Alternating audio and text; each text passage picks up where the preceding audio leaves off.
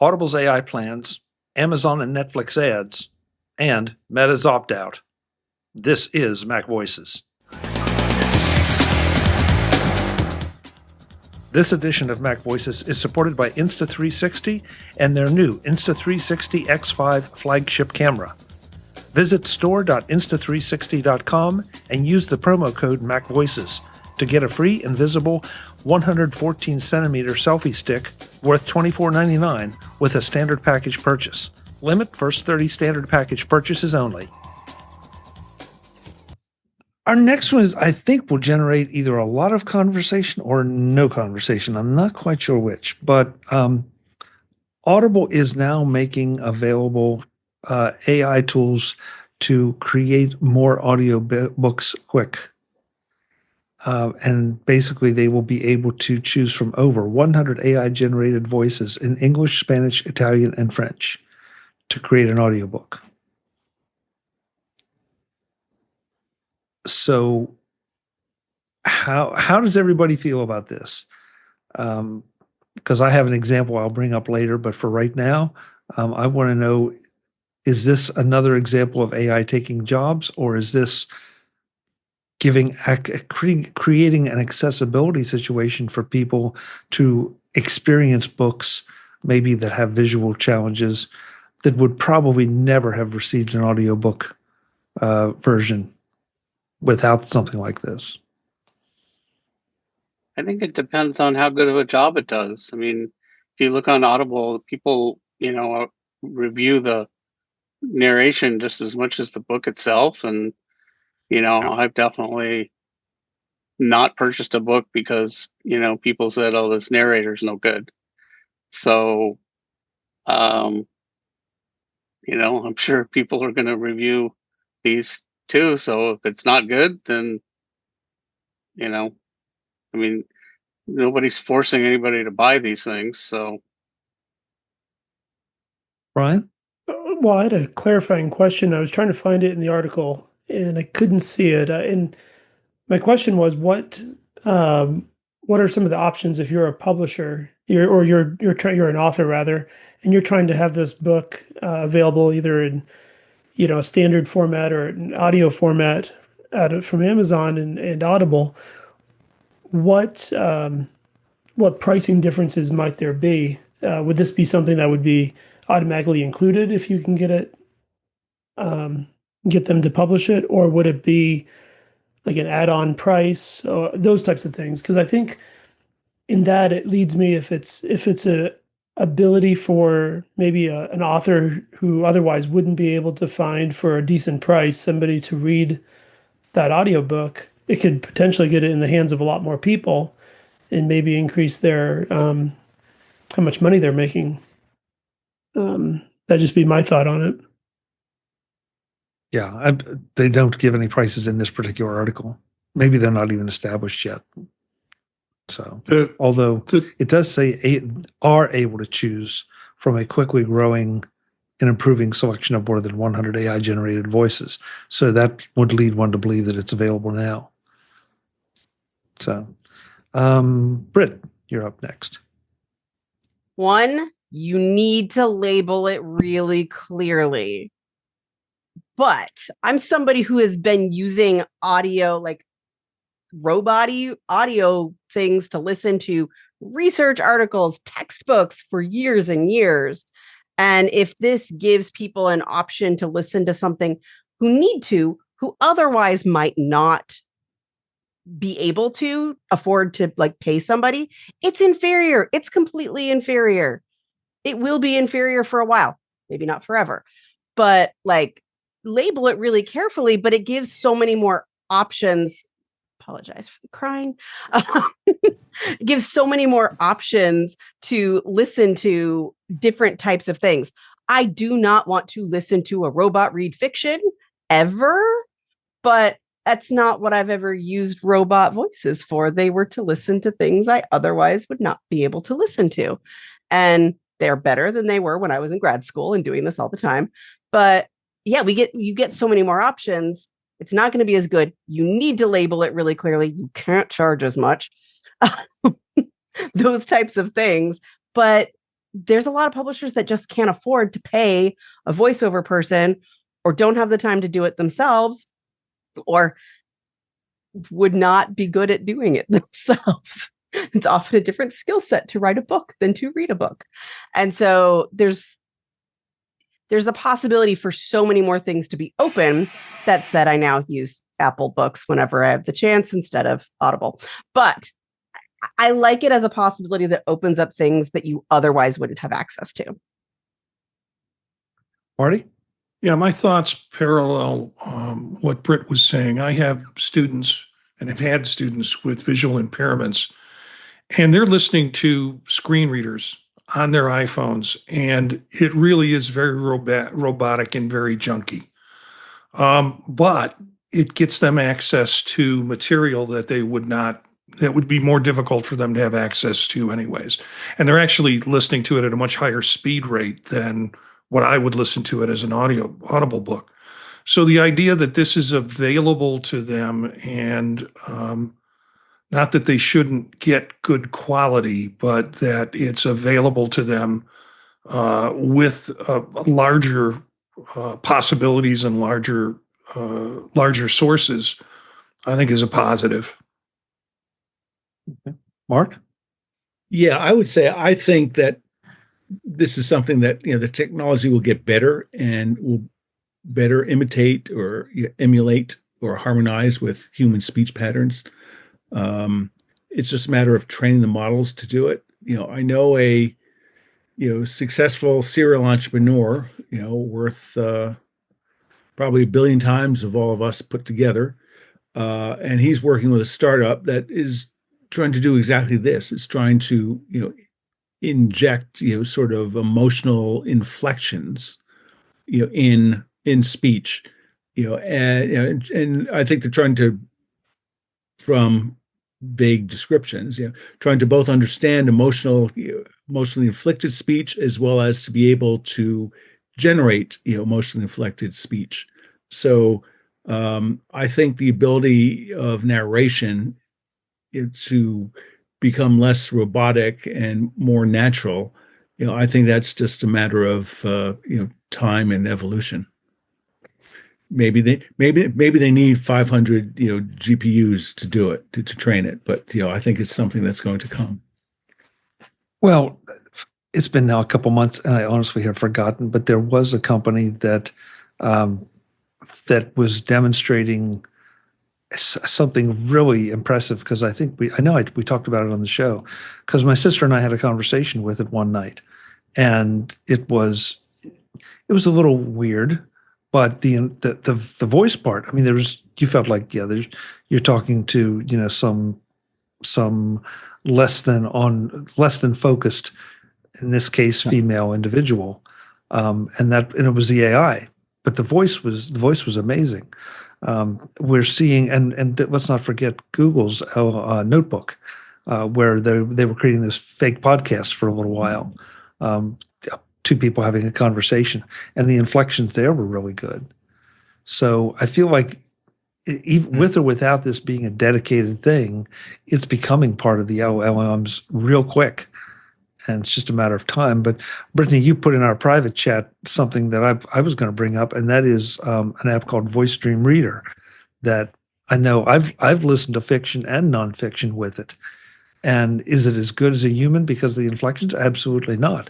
But if there is no audiobook version of that, and I can get it in a PDF, I can drop that in Voice Stream Reader, and it will read it to me.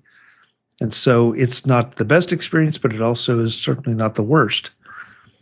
But then again, as Britt said in our private chat, Voice Stream Reader was sold to some developers that weren't quite as accommodating, shall we say. So it's still out there, though, and the product itself is still great.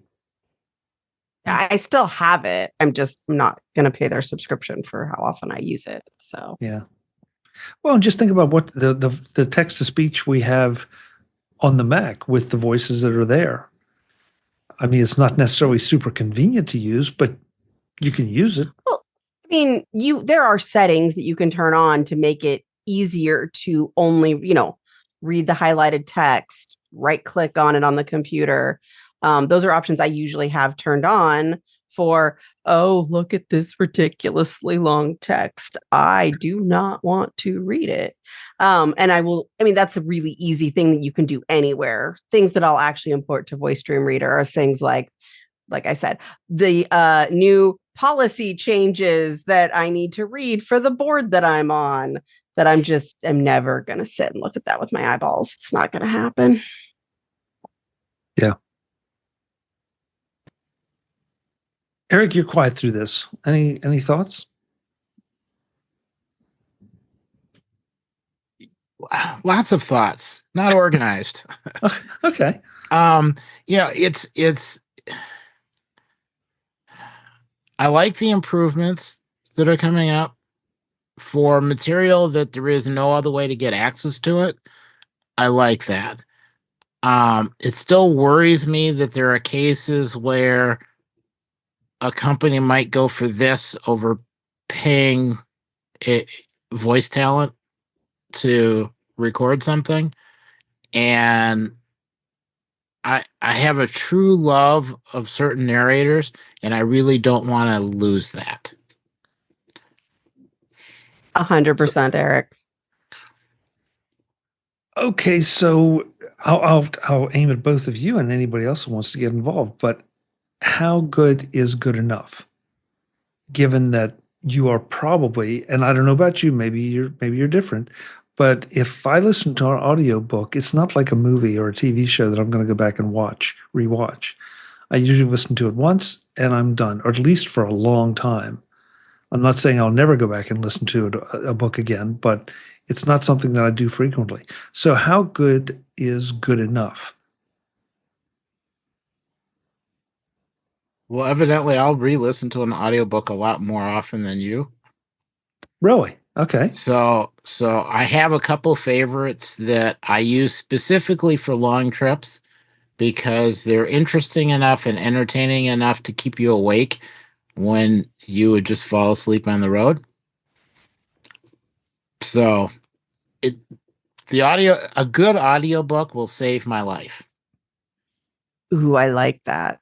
That is good. I have an audiobook series. It's actually 2 series that my spouse and I listen to fall asleep. Not the first time the new book comes out. Those are listened to. But like ones we've heard many times, we'll listen to fall asleep. And it keeps my mind off of work and somewhere I could go to sleep. It's not super stimulating because I already know it, but it's comfortable.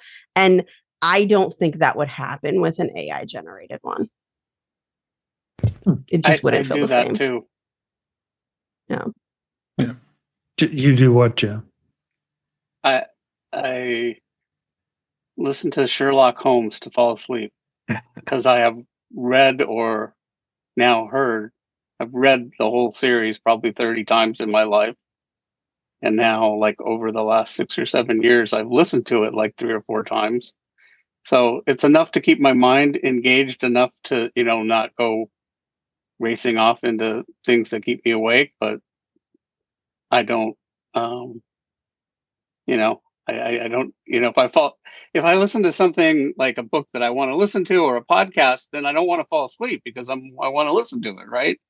But I already know, so it works great. Like, Okay. Marty, but I don't care if AI ones come out because I'll just keep listening to the one I've got. Marty, were you volunteering to do voice narration cheap? Yeah, for $1.05. Tom Hanks, $14.95. Marty Jency is $1.05.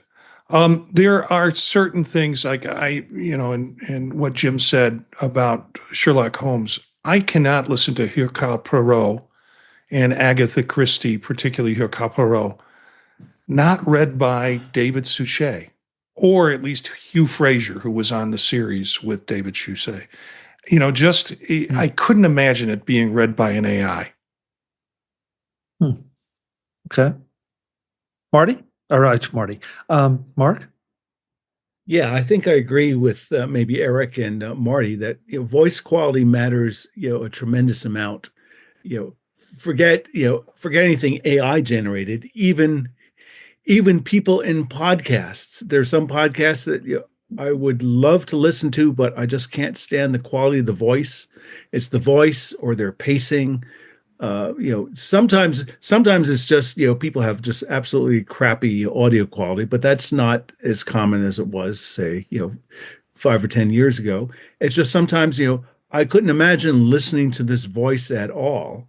And sorry, I'm just not going to listen to it. So I think people have a similar binary reaction to some of the quality of AI generated narrations.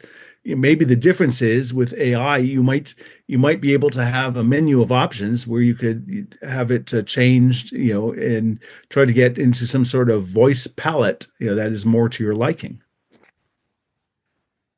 There's a lot of AI YouTube, AI narrated. Oh yeah, I know. Yeah. Yes, And exactly. that you can tell them, doesn't seem to bother my wife, and she'll send me a video like, "Oh, you should listen to this," and I start listening. I'm like, "Oh, it's AI, forget it." yes. And for me, I'm it's with you. not even so much.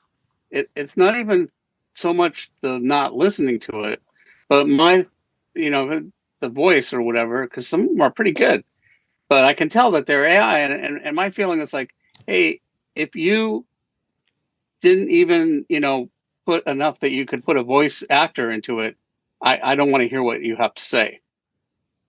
That tells me something about the quality of the intellectual material, I think. I agree that, wrong, but that's a different but related subject. But again, all these things come back to we're all very different in how we select what we want to listen to or would potentially listen to, or the visceral action. NFW, am I going to listen to this thing? But I think it's sort of like, I think sort of what I said at the beginning, the market will decide. If people listen to it, then, this will take off. If they don't Right. listen to it, then, I agree. Let the experiment run. Let's see what happens. yeah. Well, and I can't help but think about Mark's comment about, a palette of voices. That's what we've got for our iPhones. We can pick, a British accent, a British male, a British female, an Australian male, an Australian female. But we have all kind of things, not just languages, but accents and phrasing. And I know from experimentation that some I really like and some I absolutely would never use and can't figure out why anyone would. So Has anybody here heard the podcasts created by Google's Notebook LLM thing? Yes. If I wasn't told that was a AI, I would have thought it was a person or two people. It sounds like real people. Yeah, that's I think that's sort of the point. It's kind of scary. My problem with Notebook is the people on there are too damn cheery. They're too happy to report some of the most mundane. Yeah. Well, you've also now described all morning news shows. Yeah. Which is why I don't watch them either. I was about to make a guess at how often Marty was watching those. Yeah. But, apparently people do watch them because they keep making them and spending a lot of money on them. I have to assume so. I just don't know these people. Yeah. This MacVoices is supported by Insta360 and their new Insta360 X5 flagship camera.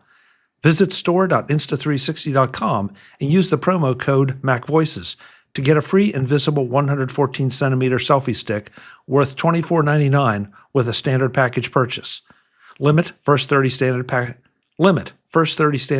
purchases only. The new Insta360 X5 is the camera that's redefining what it means to shoot immersive content. If you're serious about capturing high-quality video, this is the tool you want. The X5 shoots in stunning 8K 360 degrees, giving you the freedom to frame your shots after your shoot. But what really makes it shine? Start with the replaceable lenses, a rare feature that gives you flexibility and longevity. No more worrying about scratches or wear and tear ruining your investment. Next, there's the wind noise reduction system, which includes an improved wind guard so your audio doesn't get blown away, literally, when you're out there in the elements. Whether you're biking down a trail or walking through a breezy cityscape, your footage stays clean and usable. And of course, it wouldn't be Insta360 without the invisible selfie stick.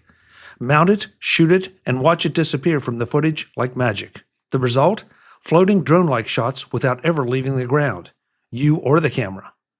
Visit Insta360.com and use the promo code MacVoices to get a free 114cm invisible selfie stick worth $24.99 when you purchase a standard package. But act fast. This offer is limited to the first 30 buyers.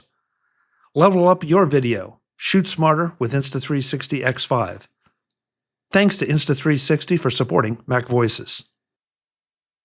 We're running out of time, and there are a couple of things, a couple I really wanted to get to, just because I'm fascinated by this. But Fast Company reports that Amazon is serving up to advertisers a potential option to show contextual AI-created ads when you pause a show. I'm stunned. But hasn't Roku been doing that for a while? Well, Roku, yeah, we had that conversation a couple months ago, or a couple weeks ago. You may not have been here for that one, Jim, but yeah, Roku was proposing that as soon as you boot up your TV, start your TV, that yeah, you're going to be shown an ad before the operating system kicks in. And if that wasn't bad enough, I'm going to throw this one in. And before we work on this one, Britt, it sounds like you need to go. So thank you so much. Thank you so much for being here. Thanks for having me. Bye. Hey, right quick, website? What's your website? Conquer.consulting. ADD Liberator, other places. Perfect. Thanks, Britt. Take care. The joys of being a mother. Netflix is going to do new generative AI for mid-roll and pause ads as well.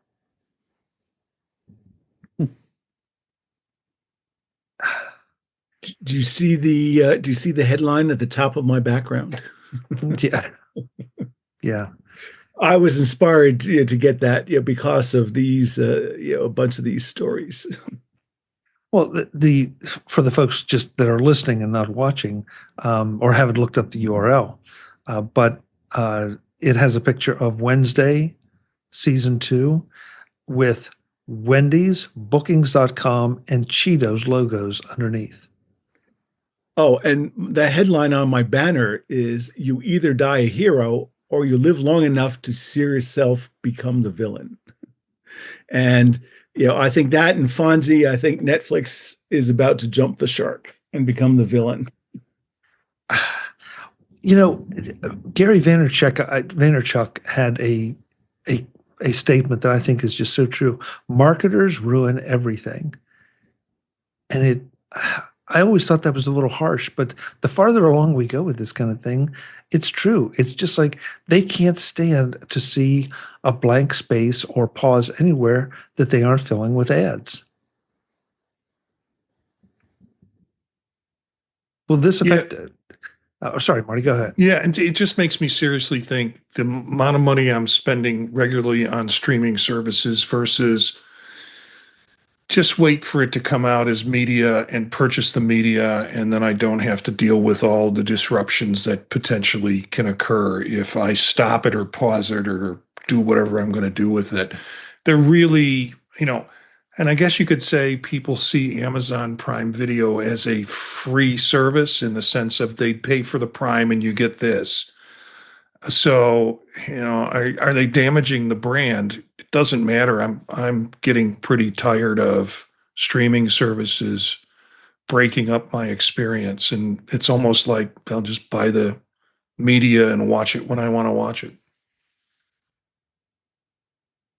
Dave, is this going to affect how you choose to watch? I mean, would you walk away from Netflix if they start doing this? No, probably not. I think it is what it is with these ads. I pay for the premium version, so I'd hope I don't have to see too many of them. But I don't think I'd walk away from it. Netflix has a lot of great content. It's hard for me to do that.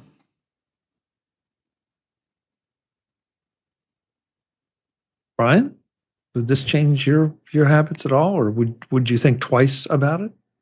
No, I don't think so. I don't mind the ads in general. I know we've gone back and forth on my preferences on not minding the ads, I guess, but You crack me yeah. up. But on that note, no, I don't think I would. I don't think I would mind. If they're more targeted, and they're more specific to what ads that I might be looking at. There's a couple other. Gosh, I think it's Peacock and Paramount. I think at least the ad-supported one that I have. When you pause it, it has an ad. It's not. I don't think it's Right. AI based, but there's just splash screen, ad there on the screen, and that's fine. I just press unpause and I just continue on. Barry in the chat room says all these ads move me closer and closer to unsubscribing to everything except Apple TV Plus and PBS. I don't know. If it happens, I'll be anxious to see what happens and just how intrusive it is. But yeah, I feel like if I'm paying for no ads, that kind of should mean no ads anywhere. Well, think back to what happened at Amazon. Amazon started adding ads, but we have to pay an extra $3 a month to not have ads. But is Netflix going to just throw ads in there and be done with it for all of those paid subscribers? They got however many millions of subscribers. I guess it does. They don't. I don't know. It's a large amount. I can't quote the exact number, but it's why would they honestly care? So, Dave, could I offer a point of build on the frustration you just mentioned? Yeah. Which is sort of okay. So, without touching on AI's ability to precisely target an ad and drive up the value of that ad, if they're just doing indiscriminate stuff, the value of the ad is $3,000 or $4,000 per thousand viewers. So for a person, that's like 0.03 pennies. So if I'm sure the way that they are looking at it is okay, so we're able to generate some amount of money, by injecting ads and all this stuff. And if these people get, so pissed off, that they're not going to give up Prime, we know that. If they give us another, $2.99 a month, we have a gigantic win. So why should we not do this? So I'm sure that's what the thinking is.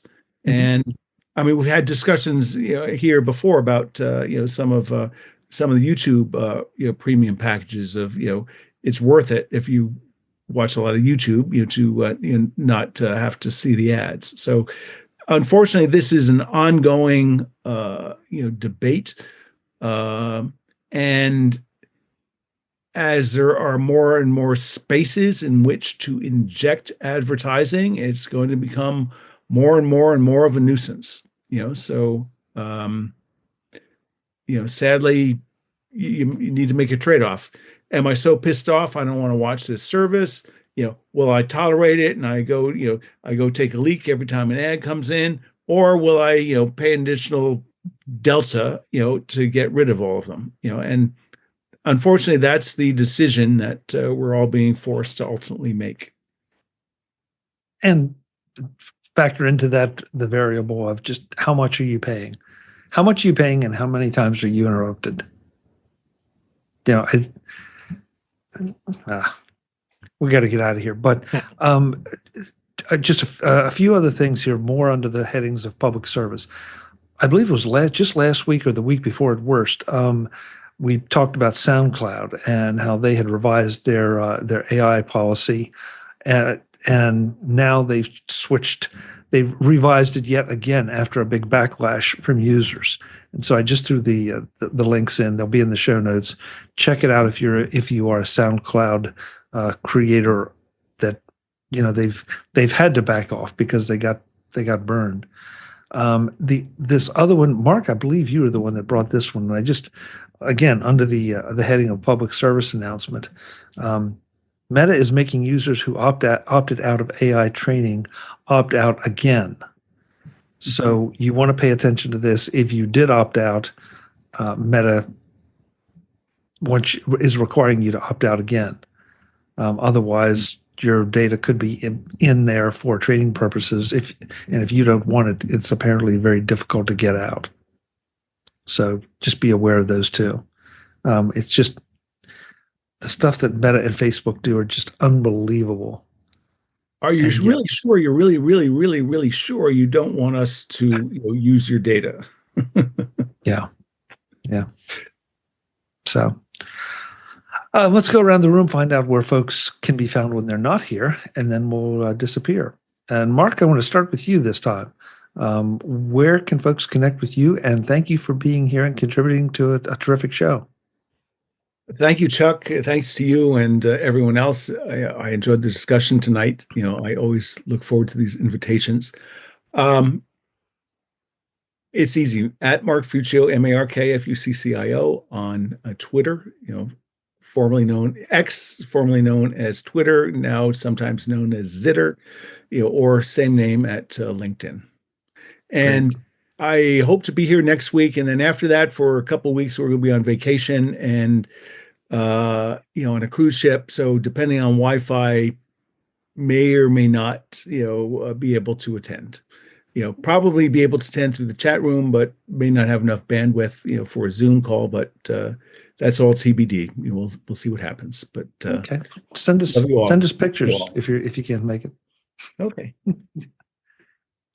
Mr. Peace and Mr. Peacefulness himself, Eric Bolden, with his kiwi on his head.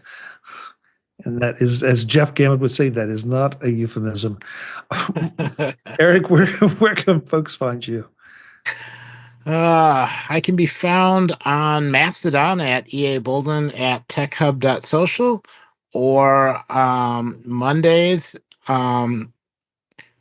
One of these Mondays, I'm going to put a headset on so I can say Mondays with a headset but Mondays in Vision Profiles with Marty, Tuesdays here, Thursdays with Dave on In Touch with iOS. As I say, each OS gets its own day of the week.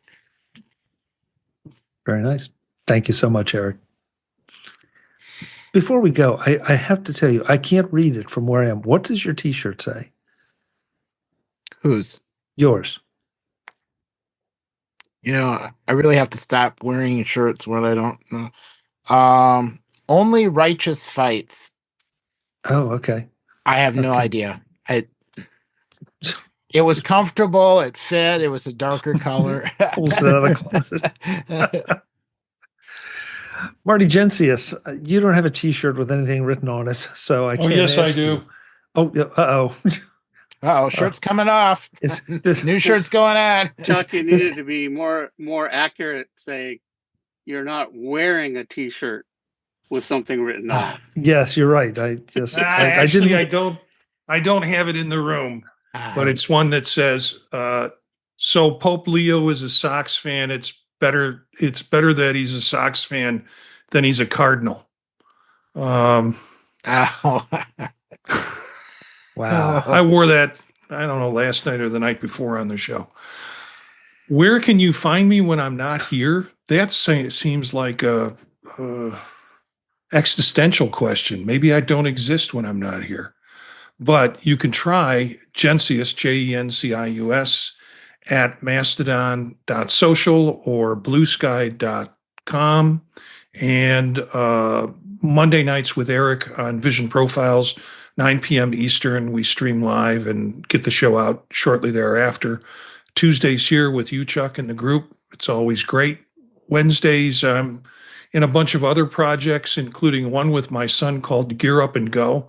The last episode we did was lots of fun because we put it out last night, and it's basically ways in which he's finding to find food while he's working in a hotel casino.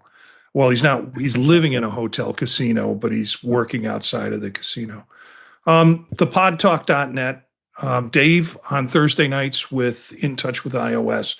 And you can find all my connections at the website, thepodtalk.net. Great. Thank you, Marty.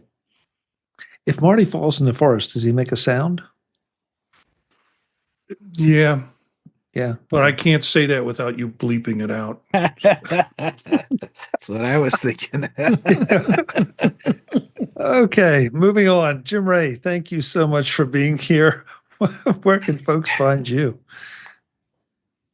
Well, they can try to reach me on Mastodon at ProViewJim at techhub.social. Lots of great content there. Okay, good. Thank you. Thank you. That's where you're hanging out now the whole time? Well, I'm hanging out right now here with you, but Well, just been that kind of night, really has.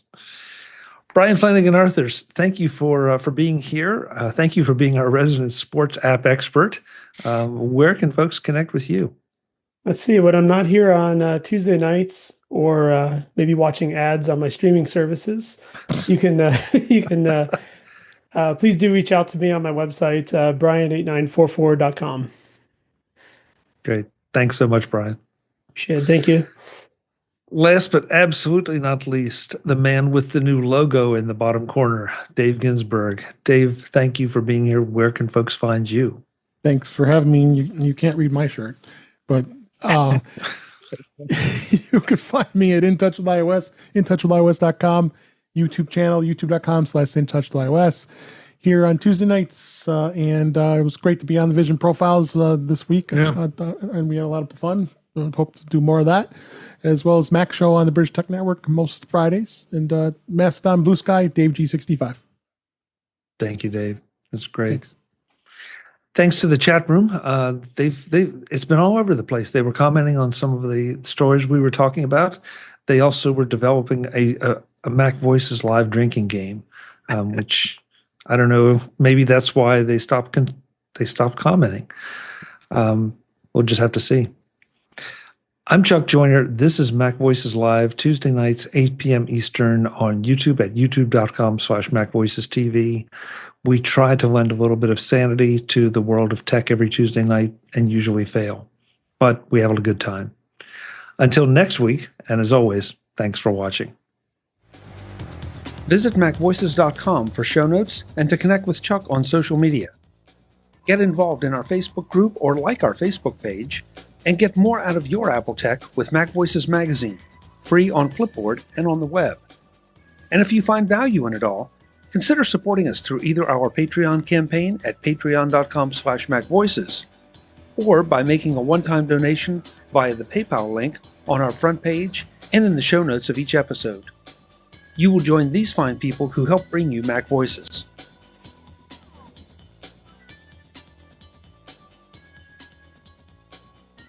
Advertising handled by Backbeat Media at backbeatmedia.com. Bandwidth provided by CashFly at cashfly.com.